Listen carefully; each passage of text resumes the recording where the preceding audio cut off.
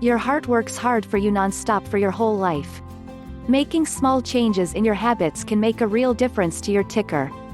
It's like finding the fountain of youth, says Donald Lloyd Jones, MD, of Northwestern University's Feinberg School of Medicine. People who follow these steps not only live longer, but they also spend a lot more time healthy, without cardiovascular disease. You don't have to work on all 10 steps at once. Even if you improve just one or two of these areas, you can make yourself less likely to get heart disease. Of course, the more tips on this video you follow, the better. So let's get started. 1. Aim for lucky number 7. The next time you're tempted to stay up later than you should, remember how comfy that pillow will feel and how good a full night's sleep is for your heart. In one study, young and middle-aged adults who slept 7 hours a night had less calcium in their arteries, an early sign of heart disease, than those who slept 5 hours or less or those who slept 9 hours or more. The type of shut-eye they got was important, too. Adults who said they got good quality sleep also had healthier arteries than those who didn't sleep soundly. If you have trouble falling asleep or staying asleep at night, or if you don't feel refreshed after a full night in bed, talk to your doctor about what changes you can make to help. 2. Keep the pressure off. That cuff squeezing your arm at every doctor's visit is important. It measures the amount of pressure flowing through your arteries with every heartbeat.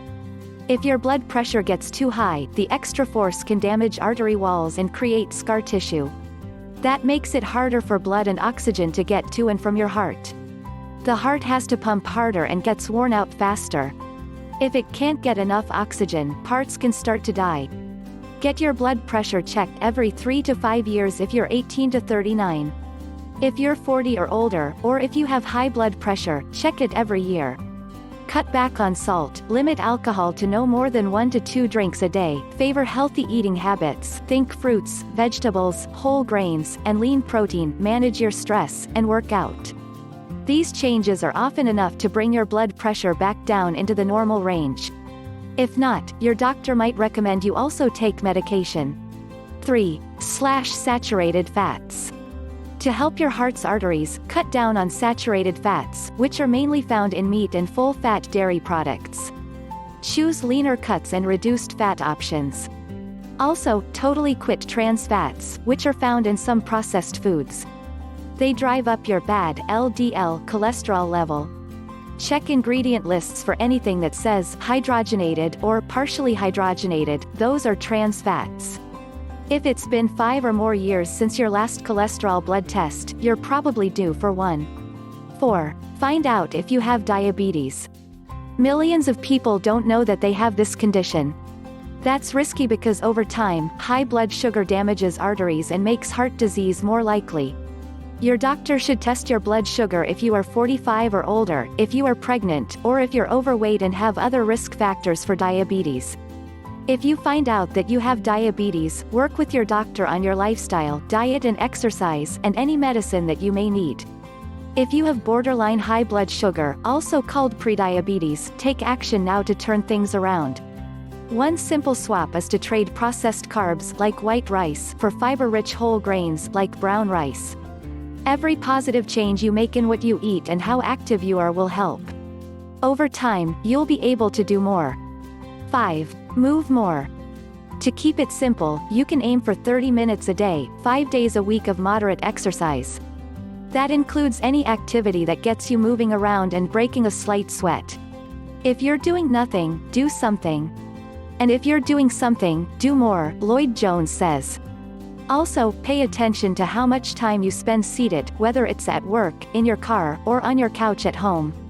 You want to cut that time down. We now know that even if you exercise for 30 minutes a day, being sedentary for the other 23.5 hours is really bad for your heart, says Monica Sangavi, MD, Assistant Professor of Cardiology at the University of Texas Southwestern Medical Center. Break up long periods of sitting, and stand or walk while doing things like talking on the phone or watching TV. 6. Clean up. Your heart works best when it runs on clean fuel. That means lots of whole, plant-based foods like fruits, vegetables, nuts, and seeds, and fewer refined or processed foods like white bread, pasta, crackers, and cookies. It's time-tested wisdom. The latest fads get overplayed by the media. But the core of what makes a heart-healthy eating pattern hasn't changed for decades, Lloyd Jones says. One of the fastest ways to clean up your diet is to cut out sugary beverages like soda and fruit juice, which lacks the fiber that's in actual fruit. We drink way too many of our calories, Sangavi says. And those calories don't fill us up the way real food does, so we have them in addition to everything else we're eating, with no nutritional benefit. 7. Think beyond the scale. Ask your doctor if your weight is okay. If you have some pounds to lose, you'll probably want to change your eating habits and be more active. But there's more to it than that. For many people, emotional eating is where they find comfort and stress relief, and how they celebrate. So if it's hard to change those patterns, it can help to talk with a counselor to find other ways to handle those situations. Ditch the cigarettes, real and electronic. Smoking and secondhand smoke are bad for your heart. If you smoke, quit, and don't spend time around others who smoke as well. E-cigarettes are popular, but they're not completely problem-free. They don't contain the harmful chemicals in cigarette smoke, and they can help some people wean themselves off of smoking, Lloyd Jones says. But they still do contain nicotine, so your goal should be to quit completely, not just switch to a less toxic version. 9. Do more of what you love.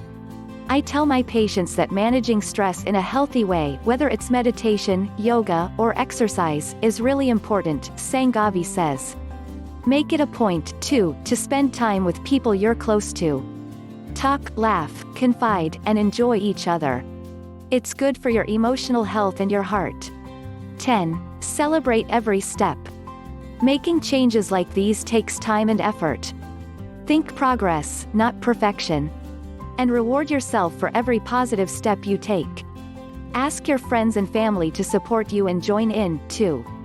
Your heart's future will be better for it. Facts on omega-3 fatty acids. When it comes to fat, there's one type you don't want to cut back on: omega-3 fatty acids. Two crucial ones, EPA and DHA, are primarily found in certain fish. Alpha-linolenic acid, another omega-3 fatty acid, is found in plant sources such as nuts and seeds. Not only does your body need these fatty acids to function, but also they deliver some big health benefits. How they help your health: blood fat, triglycerides. Fish oil supplements can lower elevated triglyceride levels. Having high levels of this blood fat puts you at risk for heart disease. Rheumatoid arthritis. Fish oil supplements, EPA plus DHA, can curb stiffness and joint pain. Omega-3 supplements also seem to boost the effectiveness of anti-inflammatory drugs. Depression. Some researchers have found that cultures that eat foods with high levels of omega-3s have lower levels of depression. Fish oil also seems to boost the effects of antidepressants and may help the depressive symptoms of bipolar disorder. Baby development. DHA appears to be important for visual and neurological development in infants. Asthma. A diet high in omega-3s lowers inflammation, a key component in asthma. But more studies are needed to show if fish oil supplements improve lung function or cut the amount of medication a person needs to control the condition. ADHD. Some studies show that fish oil can reduce the symptoms of ADHD in some children and improve their mental skills, like thinking, remembering, and learning. But more research is needed in this area, and omega-3 supplements should not be used as a primary treatment. Alzheimer's disease and dementia. Some research suggests that omega-3s may help protect against Alzheimer's disease and dementia, and have a positive effect on gradual memory loss linked to aging. But that's not certain yet. When possible, try to get omega-3 fatty acids from foods rather than supplements. Aim to eat fish high in DHA and EPA omega-3 fatty acids 2 to 3 times a week. While eating more fatty fish is a good idea, some are likely to have higher levels of mercury, PCBs, or other toxins. These include mackerel, wild swordfish, tilefish, and shark.